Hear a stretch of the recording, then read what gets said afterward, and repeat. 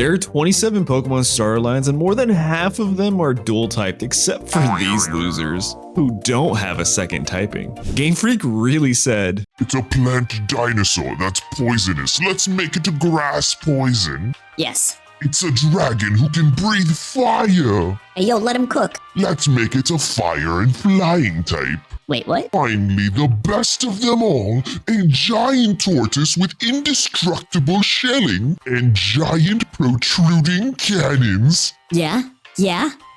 Let's make it a pure water type. What the? Don't worry, today we're picking up Game Freak's slack and giving all these neglected starter Pokemon a much needed dual type power up, starting with Blastoise. Now in before, don't touch my beautiful giant turtle, it's perfect the way he is. Guys, it's got literal cannons on its back. And it learns the moves Flash Cannon, Gyro Ball, and Iron Tail. Iron Tail, for crying out loud. It's kind of honestly criminal not giving Blastoise a secondary steel typing yet. In fact, this change could boost its defensive capabilities, giving our big boy 7 more resisted types, as well as an immunity to poison type. How do you like that, Venu? But this change would also give each of the Kanto starters a stab option that deals neutral damage to their type disadvantages. Now, this is a change that I could 100% get behind. Next up is the Chikorita line, or as everyone else knows them, Johto's least favorite child. Like, Chikorita is the Pokemon that you smile at, but you also try not to make eye contact with. Oh, and you can't forget about the fact that it evolves into this thing. Meganium's whole kit is just completely terrible,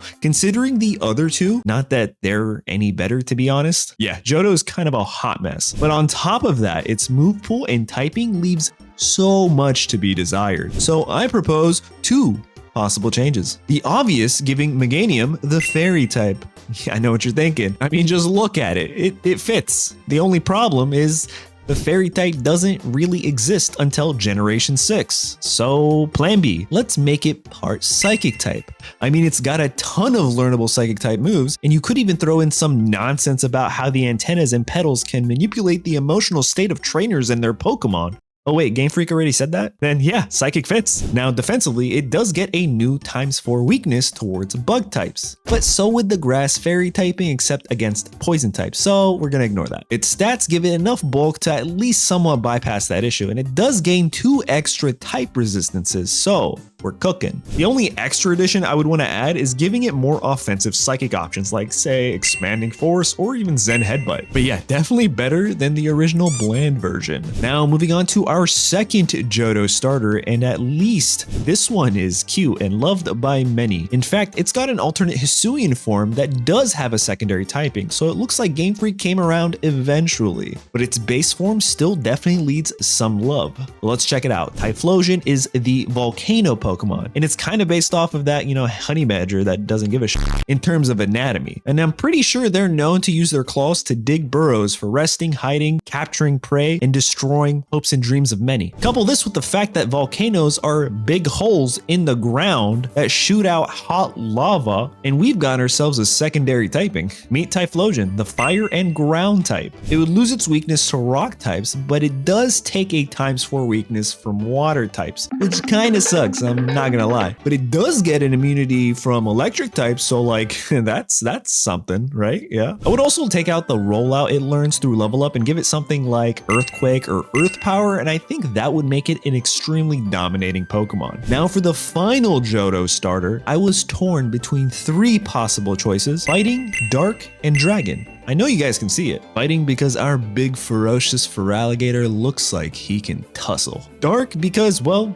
Bite was one of the first dark type moves. And yeah, logic. And Dragon because, I mean, just look at it. It also learns Dragon Dance and Dragon Pulse. And it's always Dragon D's nuts. But Dragon is kind of a great type for a starter Pokemon. I mean, I can't think of any other starter that looks like a dragon that deserves to be, I don't know, like flying or something. So yeah, Feraligatr is now part of the Dragon crew, which honestly isn't that bad, since it loses its weaknesses to grass and electric, and now instead is weak towards dragon and fairy. But while we're at it, let's make these guys part dragon types too. Now, before you call this lazy and uncreative, well, you're kind of right. Just know that there's some serious thought put into these. Yeah, no, just kidding. It's as simple as they look like a gecko and a snake, which means part dragon type, yeah? I mean, they both do learn some interesting dragon type moves, like Twister and Dual Chop. And I guess I could also throw in the argument that Sceptile's Mega is already part Dragon type, but I got stuff to do, so let's keep this moving. Moving on to Samurott, whose Hisuian form already got a pretty nice secondary typing with its part Dark typing, but for our base form buddy, I thought it was a pretty obvious choice, and that's to be part Fighting type. You see, Samurott's known as the formidable Pokemon, and its dex entries literally talk about this thing's body counts, which is crazy for Pokemon. Like, it's literally known for killing enemies with a single swing of its sword. Say that 10 times fast. So yeah, if it ain't Fighting type, I don't know what is. However, with the added typing comes 3 additional weaknesses, which isn't great, but it does get some more resistances, and now Samurott can have some pretty solid stab options with Sacred Sword or even close combat. Now let's head over to Galar, where apparently Game Freak just decided to go on vacation and give none of these starters a second typing. I mean, I guess you could make the argument that out of all the starters, these 3 don't need a secondary typing, but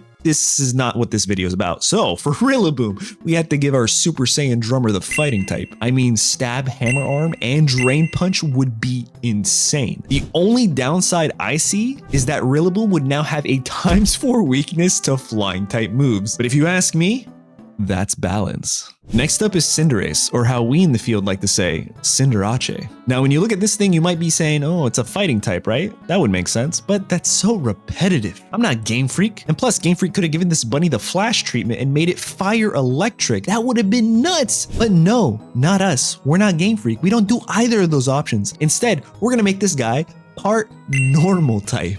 Now, before you grab your pitchforks, hear me out, please. Sit down. 1, more than half of its level up moves are normal type, and 2, it works in tandem with its hidden ability Libero. If any starter Pokemon could get away with having a part normal type, it's gotta be Cinderace. Also, Rillaboom can now deal some super effective damage to it, so again, balance. And last up for Galar is Inteleon, the secret agent Pokemon. This thing too has some unique moves like Fell Stinger, which is a bug type move, as well as a ton of dark type moves. But I think the type that makes the most sense for Inteleon is none other than Ghost. I mean, he can go invisible. You know what else can go invisible? Yeah, that's right, my dad and Ghost types. So giving Inteleon the Ghost type makes the most sense. But we'd also have to give it some more Ghost moves, so things like Shadow Sneak, Phantom Force, and Shadow Ball, I think would all make terrific choices. And that's it for Galar, but you didn't think we'd forget about these guys, did ya? Yeah, I know they're technically not like super legit starters, but they did have their own remix where they were the stars. So let's finish up the video with these guys. But first, if you're liking this style of entertaining, creative, yet elegant Pokemon content, well then consider subscribing and liking the video. That and because my dog judges me based on my subscriber count.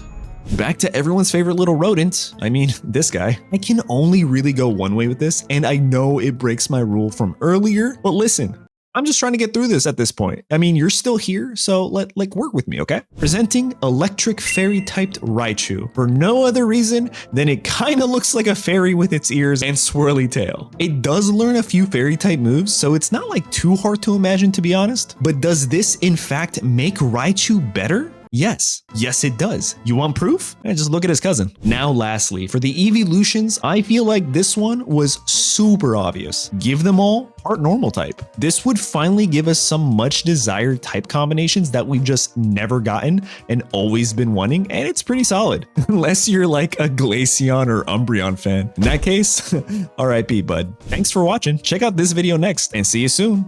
Bye.